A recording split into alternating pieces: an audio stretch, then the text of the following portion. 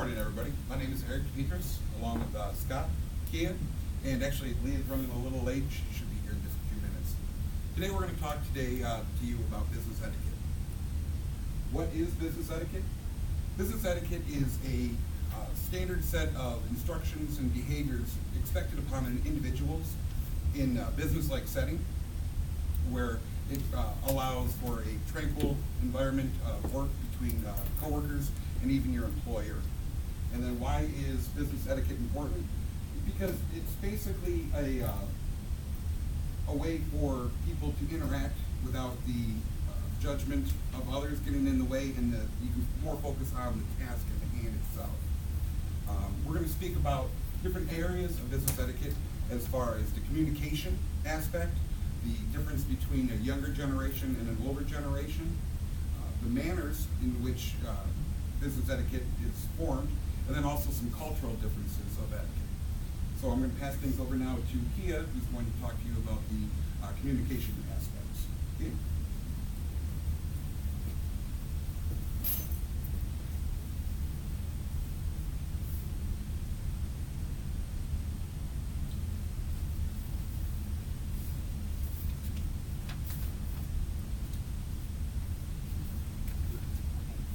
Today I will be talking to you about communication and how it relates to business etiquette in the workplace.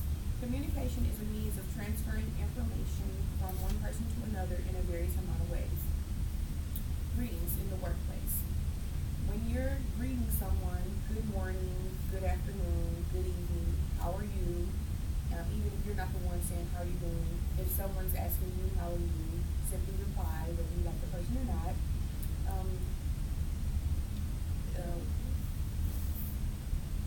Handshaking. When you're handshaking, it's not a replacement of an introduction. You start off by introducing yourself. Hello, my name is so-and-so, and then you greet with the handshake. When you're handshaking, you want to keep it brief, 2 to 3 pumps. If you handshake someone with a sweaty hand, don't immediately wipe it off or run to the restroom, because that's kind of embarrassing to the other person. So wait until you're done and then simply walk away. Don't rush a handshake. And when it comes to ending it, 3 to 4 seconds are usually after those 2 to 3 pumps. Appearance. Appearance in the workplace is very important. You want to dress accordingly to the business. If it's business, you want to make sure your chest isn't showing, your pants aren't too tight, or you don't want to come in with jeans in a professional setting. And you want to be polite no matter what. Emails, I'm sorry. When you're emailing someone, you should have a set email address. You should have a personal email address and you should have a business. Never get the two confused. Your email should not say baby girl or big booty or big daddy or something that's unprofessional, especially if you're especially if you're emailing in the workplace to your boss or something. As far as having your phone out and texting, you never want to have your phone visible. Your boss might walk by, other employees, clients, and that's very, very unprofessional unless you're in a meeting. In a lot of business, they let you have specific work phones, or sometimes during the meeting you have to take notes. Other than that, your phone should be visible. Other things such as listening. Listening is very important as it relates to communication. You want to get your point across as well as the others. You want to listen, take in their information, as you would want them to do the same for you.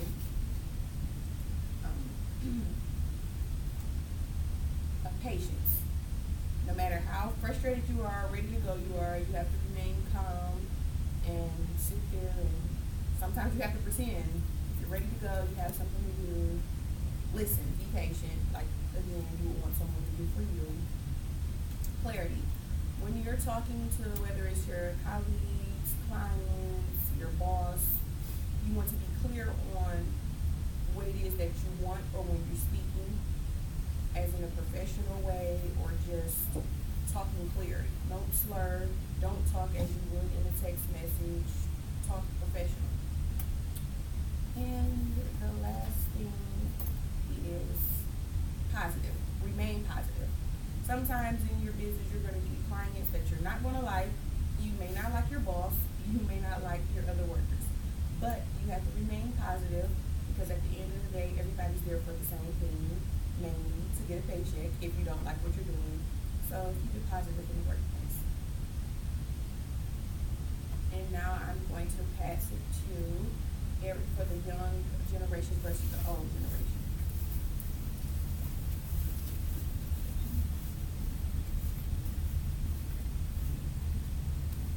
I muted here, I'm sorry about that. I'm going to be talking about young generation versus the older generation as it has to do with business etiquette.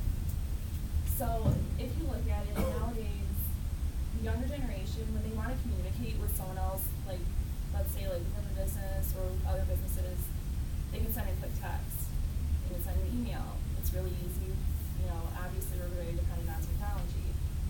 Back in the day, you know, I was talking to other people and they wanted to communicate with other people, they had to write out a letter, write out a document, call the person on the phone, physically go see the person. As it has to do with writing skills, I feel as though the younger generation, we're just, like I said before, we're way too dependent on email. We're way too dependent on text messaging. I feel as though the writing skills have kind of gone down in a way compared to the older generation. And calling in sick. I know from personal experience and my job, everyone calls in sick for unnecessary reasons. They went out the night before, they want to get it off because they have a concert or because they have a date, just unnecessary reasons. My dad told me that when he first got his job, the only time he ever called in was he was really sick or there was a family emergency. So as you can see, the younger generation versus the older generation, when it comes to business, I don't think the younger generation is going to be able to keep up with the skills that they need because we're way too dependent on technology. And now I'm going to pass it over to Scott.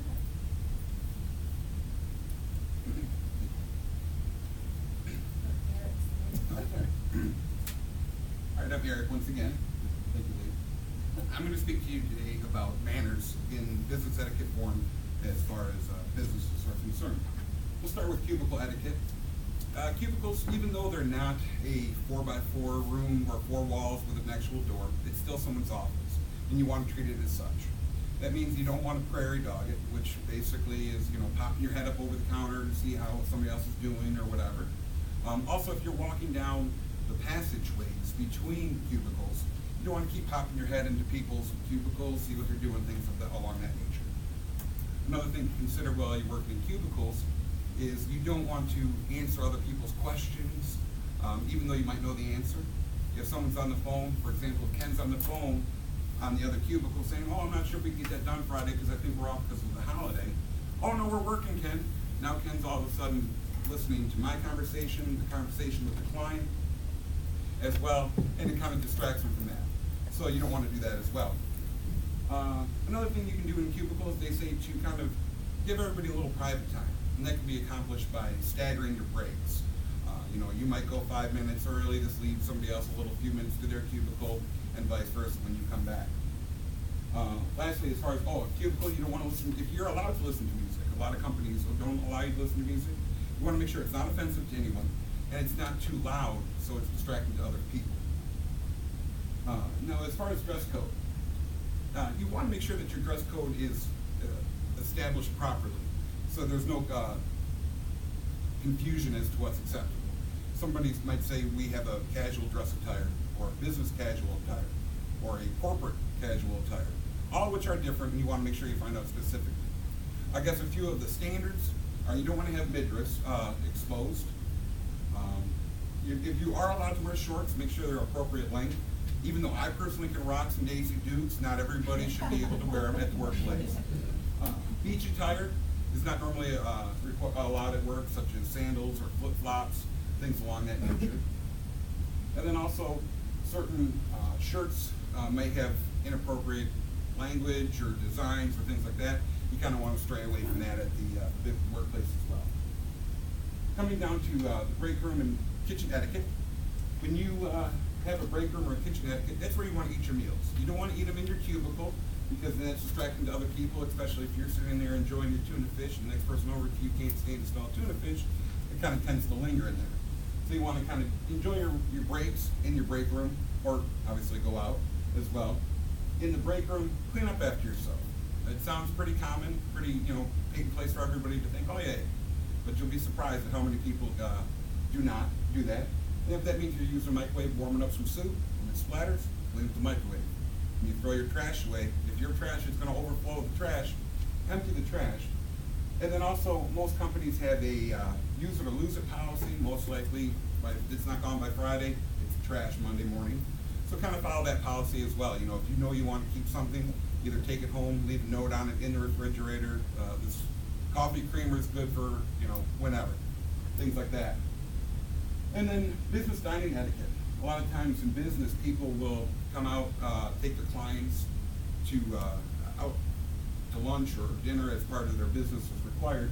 A few rules to follow for that is you want to have a few non-business topics on mind to fill any awkward moments. You don't want to sit there and, with your client, have a few ideas they suggest, such things as sports, maybe movies, or travel. Those are all good conversation starters. Another thing is you want to know your client or your partner's business. You don't want to sit there and say, oh, I didn't know that. Because every time you say, I don't know that about your business, it's a negative reflection upon yourself, and it's how much you actually know about your partner's or your client's business. Also, you don't want to, or you want to know your partner's dining preferences. For example, if I had a client who's a strict vegan, now's not the time to go try out the new steakhouse.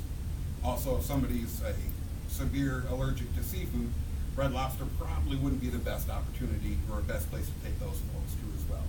So if you kind of keep those all in mind, that'll kind of get you a good start as far as what manners are considered as far as business etiquette. But when all else fails, the University of Tennessee states there's two things that you can remember that'll always help you with business etiquette manners, and that is please and thank you. All right. So now, after I've said all that, I'm turn things over to my main man Scott, who's going to talk to you about